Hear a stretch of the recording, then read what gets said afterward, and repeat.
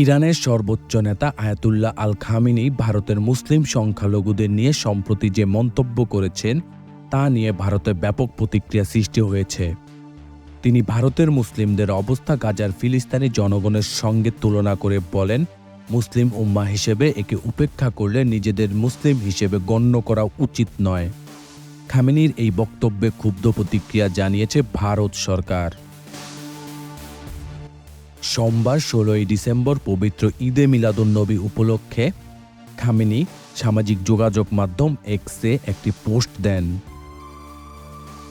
সেখানে তিনি উল্লেখ করেন, মিয়ানমার, গাজা, ভারত বা যে কোনো স্থানের মুসলমানরা যে দুর্দশার মধ্যে আছেন সে বিষয়ে যদি আমরা উদাসীন থাকি তাহলে নিজেদের মুসলিম হিসেবে বিবেচনা করতে পারি না।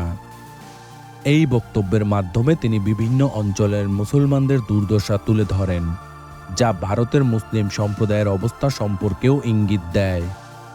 খামেনি আরও বলেন, ইসলামের শত্রুরা সব সময় মুসলিম উম্মাহের যৌথ পরিচয়কে হ্রাস করার চেষ্টা করেছে।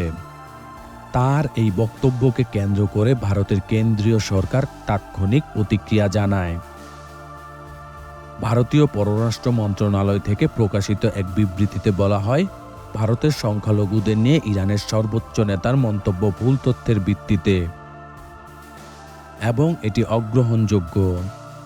সংখ্যালঘুদের বিষয়ে মন্তব্য করার আগে অন্যান্য দেশের যেন নিজেদের কর্মকাণ্ডের দিকে নজর দেওয়া হয়।